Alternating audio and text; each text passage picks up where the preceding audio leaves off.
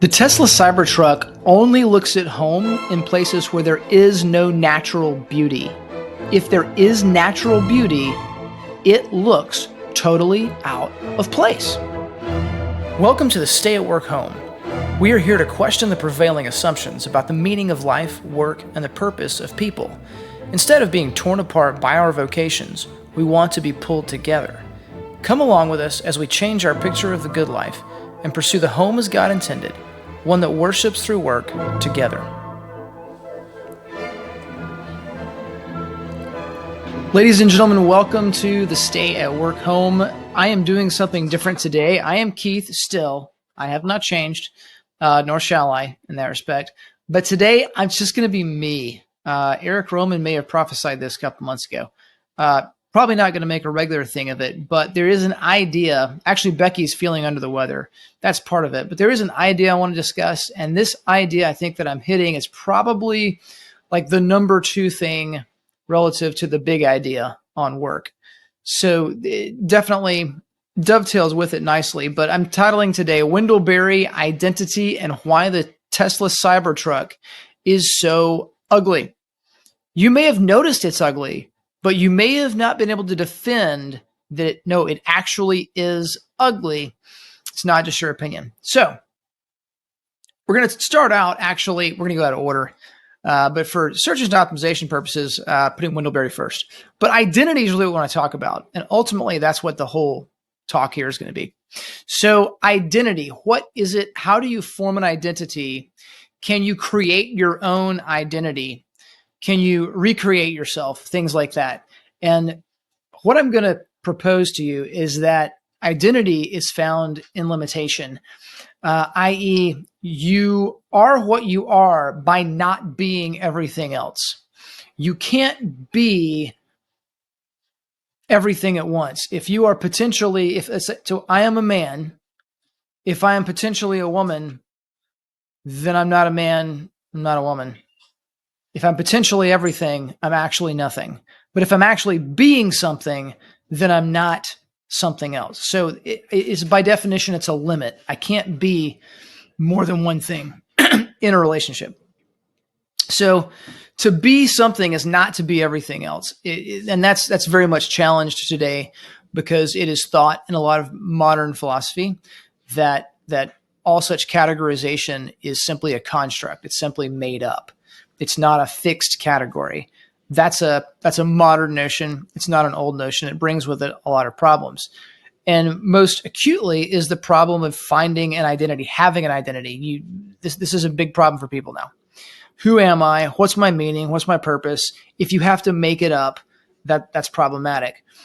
A solid object, let's say that it is a piece of ice, is the shape it is.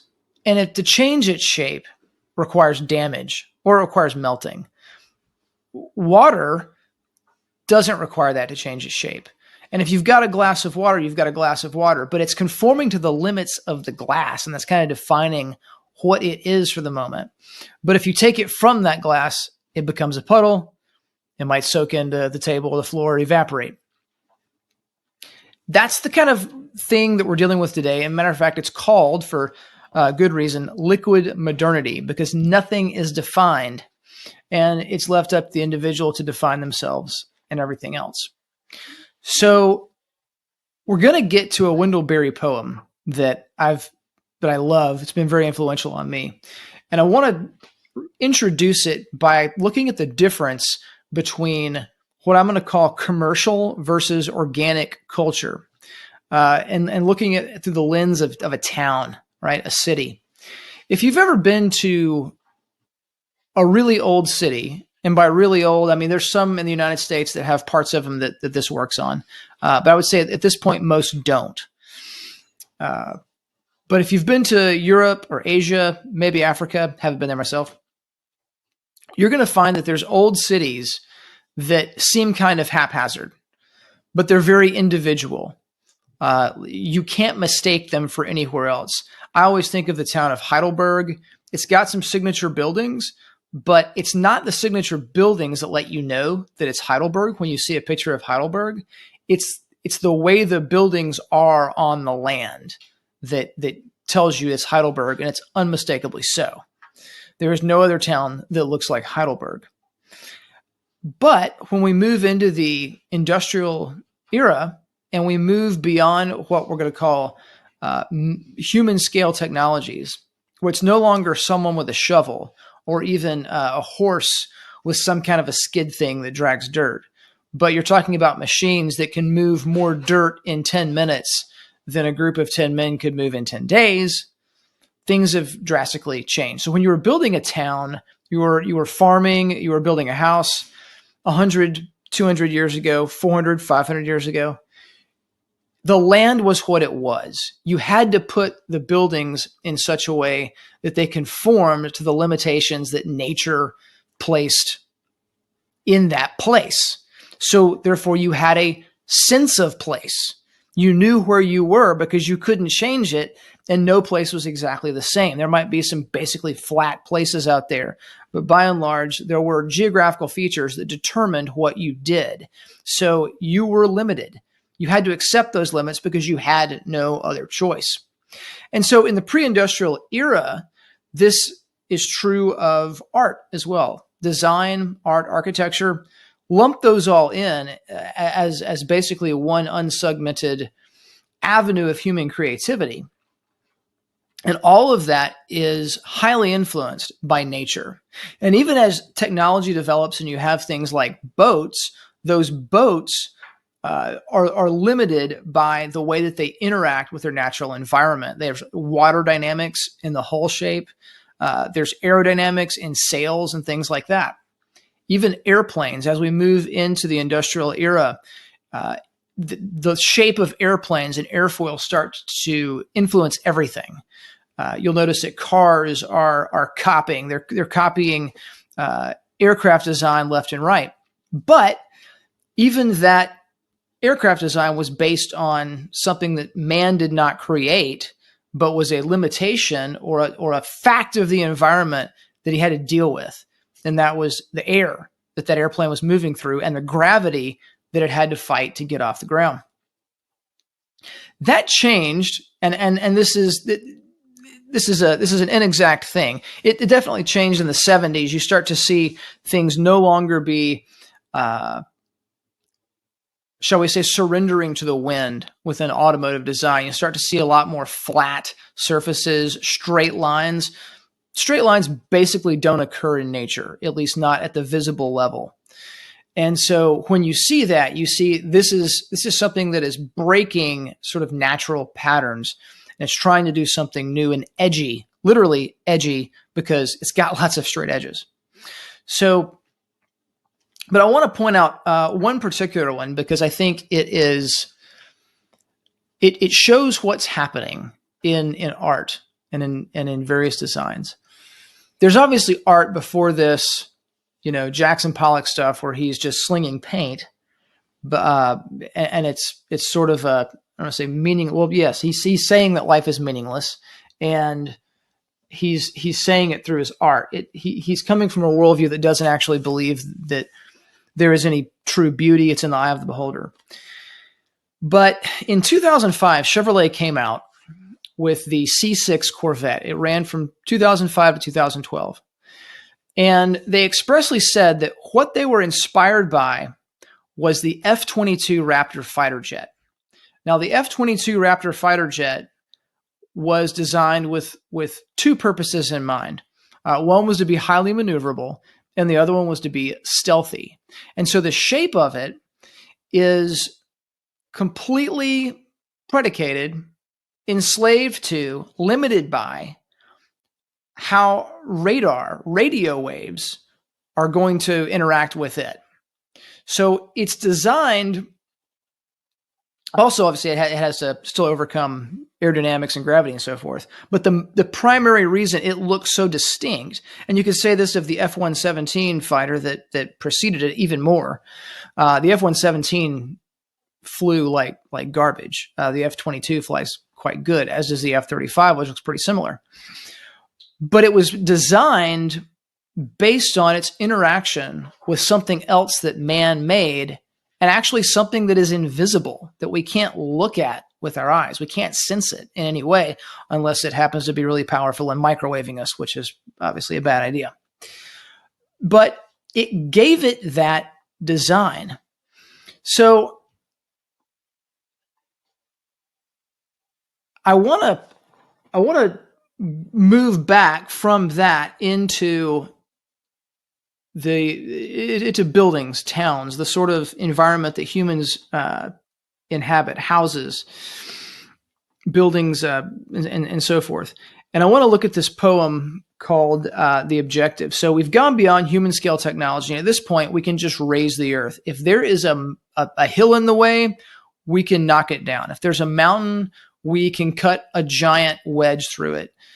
We can do whatever we want, given a little bit of time and the will to put the expense towards it. We can completely change the earth to make it look unrecognizable in relation to what it was before.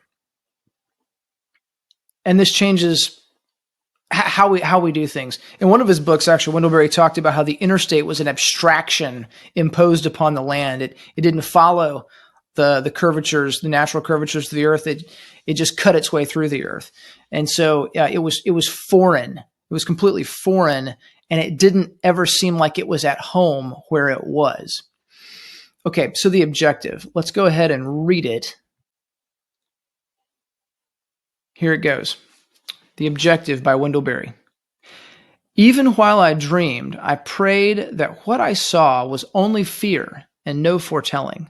For I saw the last known landscape destroyed for the sake of the objective, the soil bulldozed, the rock blasted.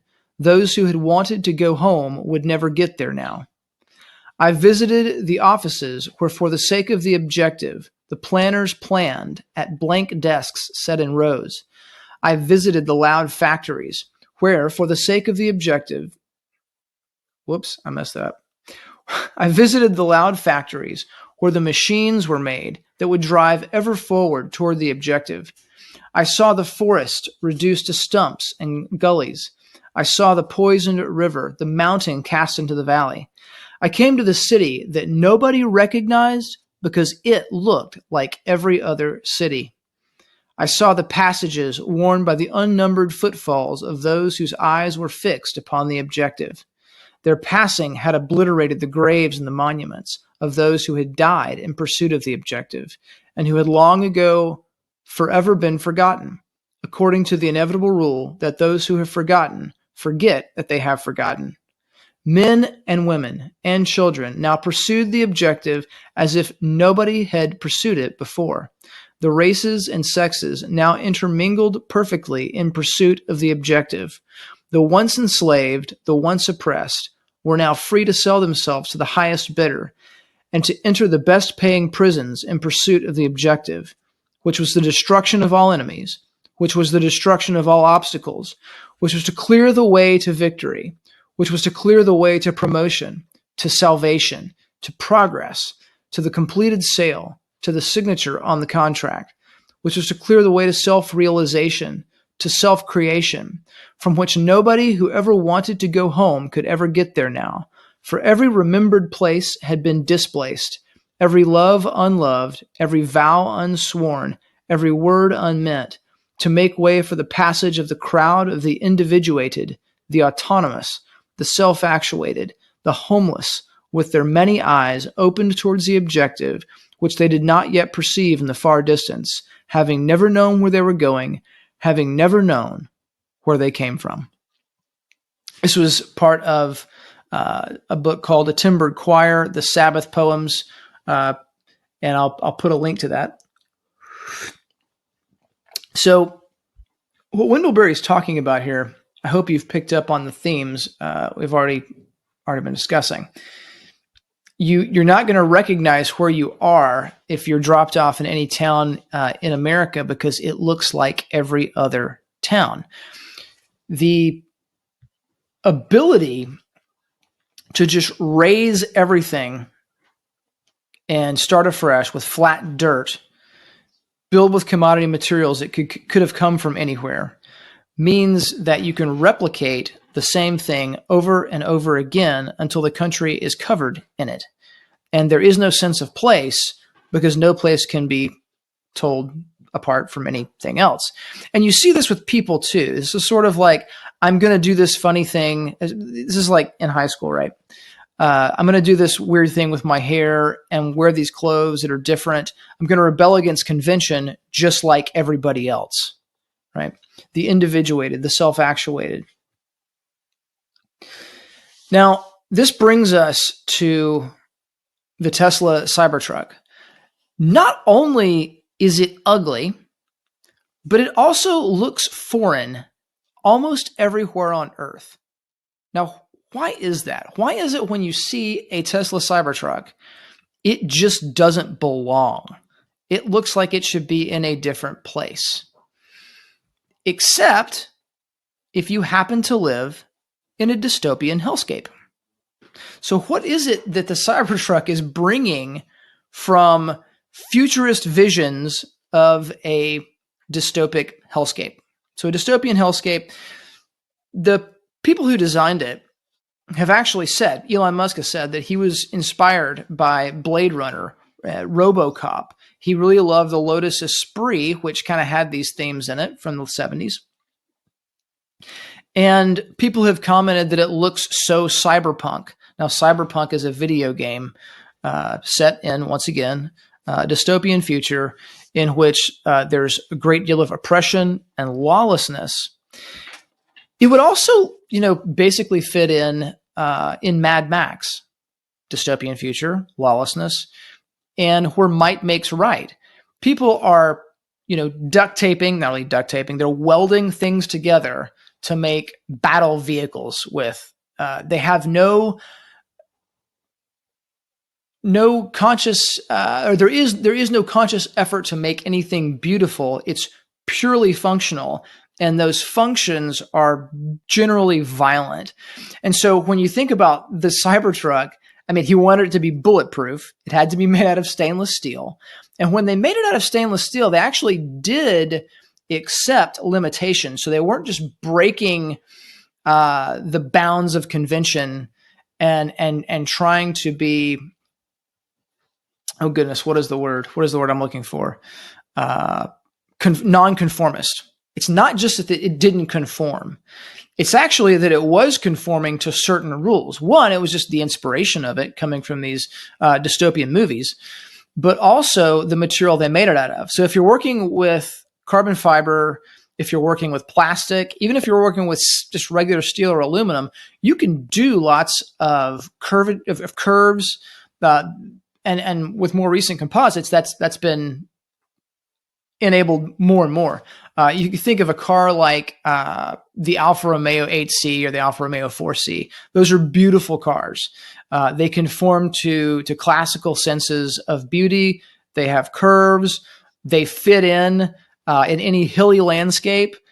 When they're in an ugly city, they're foreign. But when they're in the Italian countryside or the countryside of Southern Illinois or Eastern Tennessee, they're perfectly at home. They look like they should be there. The Cybertruck doesn't. You've got to be in an ugly city and preferably a violent, dystopian, scary urban area before it seems like it's at home.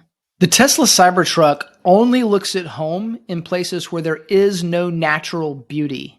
If there is natural beauty, it looks totally out of place. There's a reason for that. And the stainless steel doesn't allow, just by nature, you to do all these details. You basically have to just stamp it out. You can bend it. You can put these straight lines in it, but that's about it. That's why the DeLorean looks the way it does. That's why the Tesla Cybertruck looks the way it does. So it does have limitations, but it's limitations of material, and they're by choice. So this brings me to the closing point, I guess.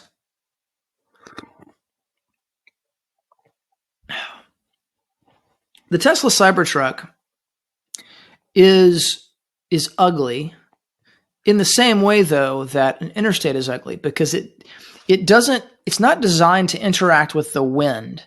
The basic layout of the four wheels is designed around gravity. It needs to go around corners and has a low enough center of gravity and not flip over. It's got to carry people. And that's about it. There's no other nods to nature in it. It's a complete abstraction otherwise. It has no sense of place. It has no sense of even like planet, if you could think of it that way.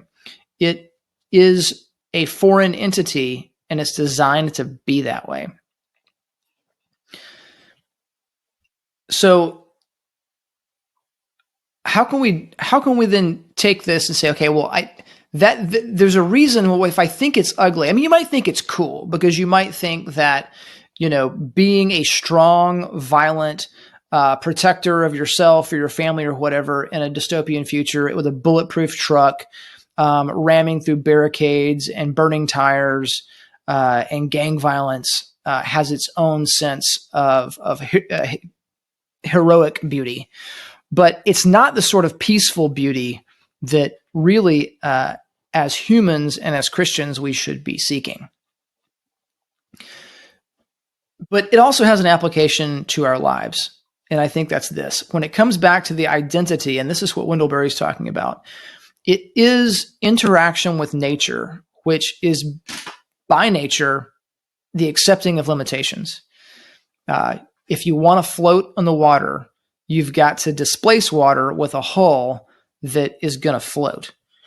You've got to displace enough water. You got to displace enough water that weighs as much as the boat and whatever's in it. Okay, you're tied to that. You want to fly. You want to have an airplane that flies. You've got to deal with aerodynamics.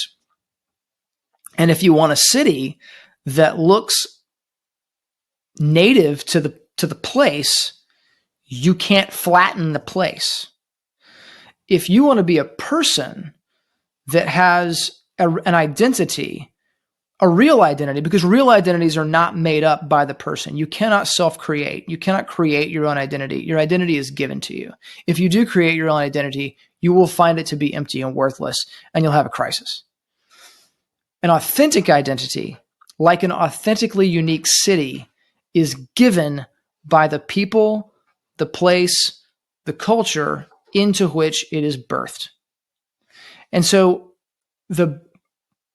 probably one of the greatest challenges that we face going forward as people is simply accepting limits that we don't have to accept. We have the technology to bulldoze them. We have the technology to not face the consequences of our actions, even though that might leave us as empty, soulless shells of a former self. We've got the ability to do lots of things that we shouldn't. We can pursue pleasure. We can pursue consumption. We can leave people that annoy us. We can do all kinds of things. We can not work. There's the tie-in back to the main theme of the podcast. But are these things good? Well, no, they're not.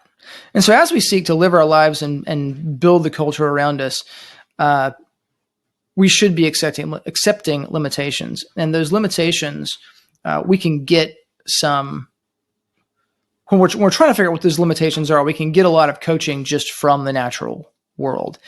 One of the things we could do is stay up way too late at night making podcasts with artificial light, rather than going to bed when it gets dark and getting up when it gets light again, making sure we get enough rest. I know I'm guilty of this.